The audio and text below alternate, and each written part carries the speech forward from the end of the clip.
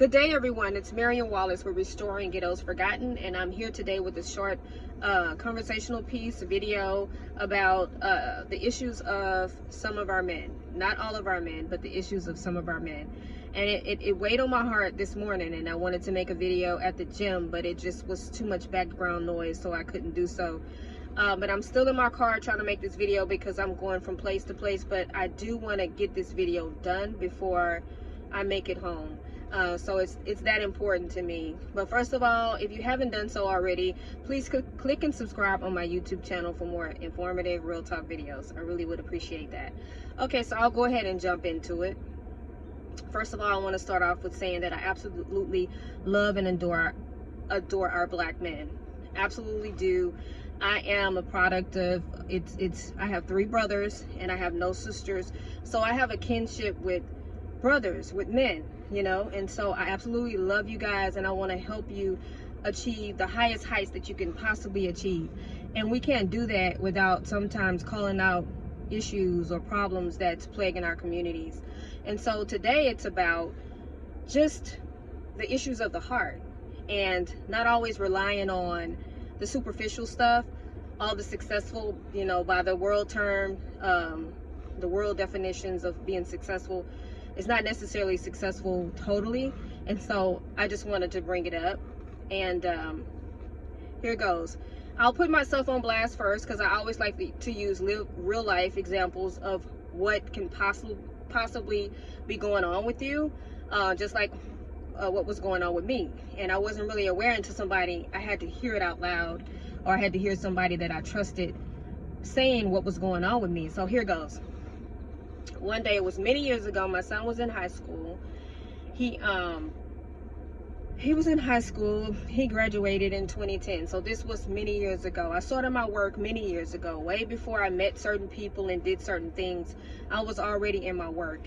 None of us are perfect, so we're gonna always be a work in progress. So here goes. So I was driving my son home from school one day, and I don't know what we were talking about, but we got on the subject of relationships. And I'm sure everybody got tired of seeing me single. Even my family members, they got tired of seeing me single because they was like, you know, you're nice, you're kind, you're loving. Why don't you have somebody? I got tired of those questions. I was asked those questions so much.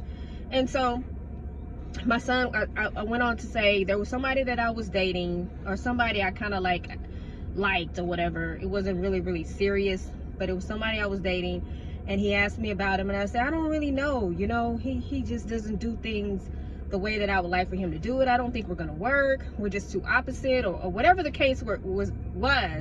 My son realized it was just yet another excuse of why I couldn't be in a relationship with someone. So he pointed it out and he said, Mom, you know, every guy you meet could not be bad. Like, every guy doesn't have bad intentions. Every guy couldn't be bad. I think it's something that is internal that you need to deal with. Now, this was coming from somebody like young, and I loved him and I trusted him. So I took that corrective criticism. I didn't get angry. I didn't, you know, argue about that. I disagreed with him. I just listened and I took it in. And so with me taking it in, I took a retrospective look at myself, within myself, and the relationships, not really relationships, but when I met people, how it was so easy for me to just say, okay, no, that's not working, no, this, that. It was just like simple, superficial stuff that would make me, anything that I could do to not pursue a relationship with someone, I was doing that. And then so my son was paying attention to that, and so he was seeing a pattern within me. I'm going somewhere. Okay, and so I realized I needed to work on myself, so I started my work, and I started to realize that it was fear. It was fear of being hurt. It was fear of being used or abused, or in a horrible situation that you just kind of feel like you get stuck in. So you don't ever want to get stuck in a bad situation or a bad breakup or relationship again. So you just kind of like, it's just not worth it. But you don't really want to verbalize that out loud, but you're kind of doing it subconsciously. So that's what I was doing. So I'm going back to the gentleman now. Some of you do the same thing. There's a man on my page, and I won't be long, but there's a gentleman on my page that absolutely cannot stand women. And you can tell because there's a pattern in it. There's a pattern of how he talks about women, how he treats women, and there's a pattern of his singlehood. But instead of him looking within, trying to fix what's within, so it would change his perception on the female, so he can be in a long-term loving relationship, he won't. He just blames it all on the woman or the opposite sex. And whatever excuses he had, the same excuses that I had, is the reason why he can't pursue a healthy long-term relationship. I'm going somewhere. So I'm noticing this on social media because a lot of people think as long as they're successful, excuse me, my throat is dry. As long as they're successful, sorry about that, I hope it didn't cut off. That's all they need. But no, there's so much more to us as a whole than just how much money we can make and how big our homes can be and how nice our rides can be and what clothing our children wear, what clothing we wear, and the facade of we got our shit together, but we're really messed up and broken inside. So that's where I'm headed. And I think I missed this other gentleman I was talking about, but I can tell he has issues of the heart because he has a problem with women. It may have been a caregiver, it could have been his mother, it could have been a grandmother. Some woman broke his heart and he still hasn't gotten over it. He hasn't forgiven that person to free himself, and it's still, that energy is just sitting on him, and he's so unattractive. Not that he's unattractive physically, but he's unattractive internally, and that's gonna always push people away and not want people, you know, to make women want to be attracted to him or want to even spend time with him, because that's just how he is. And I know that's how some of us women are as well, but I'm not talking to women today, I'm talking to men. Other people can see it, just like my son could see the issues of my heart and my patterns.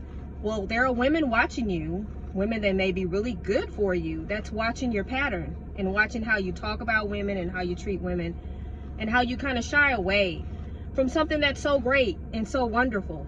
And I just want to bring up, sometimes God gives us, and I said this today, no, I said this yesterday to somebody, one of my clients. I say sometimes God gives us a very small window of opportunity, and we have to jump on it. We have to know that we deserve it. We have to know that it's good for us, and we have to go for it. And it's only a little bitty small time or space that we have to pursue it. And if we don't, we miss that opportunity. Many times there's some great opportunities in front of you, and all it takes for you to do is go for it. But first, before you go for any opportunity, you have to be whole internally. You have to be whole and healthy enough to receive all God's good, wonderful things. And you can't be that way with ignoring the fact that you have issues of the heart. It could be abandonment issues. It could be trust issues. It could be mental paranoia. I remember one time trying to love a person that was paranoid. It will drain the life out of you, because it doesn't matter. It doesn't matter, and I'm not going to be long. It doesn't matter how much you try to love that person. You cannot battle things that are going on inside of their head or inside of their heart.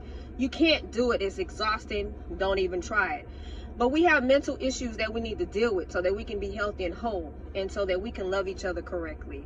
And I hope this is making sense. I'm kind of running through it, but I know that pretty soon my phone is going to get overheated and it's going to cut off. But I wanted to bring up these issues that are prevalent and that we can see them, and you can't hide them. It doesn't matter how handsome you are, how much you take care of your body, how much money you make, what cars you drive, how educated you are, how big your house is. If your heart is black and damaged and broken, other people can see it, including your love interest. They can see it. If they're healthy and whole themselves, they can see it. And then you're wondering why she ghosted me. Why did she ghost you? She can see the issues of your heart, you know? And so that's not it though. What I'm trying to say is, and then I also want to put a piece in, if this phone will let me do. If you grew up in a Christian home, and I'm not bashing Christianity, because that's all I learned and that's all I know as a child. And because of that, I didn't learn healthy boundaries correctly, because we were just taught that you let people crap all over you, they hurt you, they use you, they mistreat you, they do whatever they want to do to you, they abuse you, and God knows what else. And then all we were taught from our elders to forgive and to move on. Well, that doesn't set us free, though. We have to learn that people don't have a right to shit all over us, excuse my French, and then we just be back all in their face and loving them again. No, we have to learn healthy boundaries. Christianity did not teach me how to learn healthy boundaries.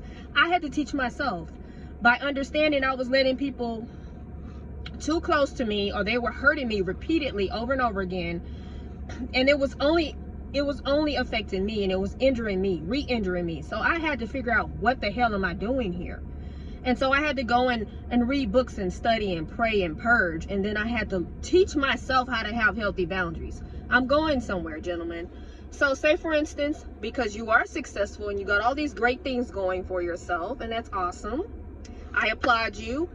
But just because you meet a woman doesn't mean that she needs to be a ride or die. And because you'll say, well, I'm not perfect, I am who I am. If she want to be with me, we can go. If not, tough for you, not for her. But not every woman is going to be a ride or die, because if she's developed healthy boundaries and she has a lot of self-love and self-worth, she's going to know the condition of your heart, or the issues of your heart that you have, is causing a problem. And then she has to pick you or her. And if she really loves herself, she's going to pick herself and she's going to walk away. Doesn't make her a bad person because she decides that, okay, this is just not healthy or conducive to my quality of life, so I can't be with this person no matter how awesome I think he is. She's going to question herself, and then she's going to determine which way she's going to go. And most of the time, women will leave. And then you hear all this backlash, because women, we're supposed to suffer. We're supposed to carry the whole load of the household, of the community, of everything, and we're just supposed to smile and grin and bear it. No, women are breaking. And women are tired, and that's why you see there are a lot of women that just decide they don't want to even pursue relationships. And it's all such a tragedy, because we need each other to build our communities, to have strong homes and healthy foundations. We need each other. So I hope you guys get the gist of what I'm saying. It doesn't matter how well you're doing and how successful you think you are. If you don't have close, loving relationships, you're not as successful as you think. And if your kids can't look up to you and say great things about you, or if your wife can't say great things about you, or just people that are closer to you, then you're not as successful as you believe. So it's time for us to deal with the issues of our heart. And this is going out to the men today, because a lot of women, or anybody, just your friends, if you have good friends, they can see the issues of your heart. They can see your issues. Don't stone them, or just decide you don't want to deal with them anymore because they're trying to make you face some things that's going to help you grow. Kind of take it in and see if they're coming from a good place, and then really think about it, because there may be something that you haven't considered that maybe you do, so that you can move forward in your life to have God's blessings and the great things that he has for us. So I'm done with my little soap opera. I was trying to finish before this phone cut off, because our weather is bipolar here in Houston. It stormed yesterday. This morning it was really cold, and now it's getting hot. So we never know how to dress here, but it's okay. I want to let you guys know that I wish you nothing but the best, and I want you to be, my wish for you is to be successful in every area of your life, not just certain ones, because there's going to come a time when God is going to bring this perfect woman to you. And wouldn't it be grand if you could hold on to her, because you're healthy and you're whole, and you're not ignoring issues that's going to re-injure her over and over again, all in the name of forgiveness, all in the name of being a ride or die. Wouldn't it be so grand that you could have a relationship that's loving and growing and building into something beautiful? So that's my wish for you, gentlemen. I love you. Take care of yourself. Always remember to put God first, and I will talk to you soon. Bye-bye.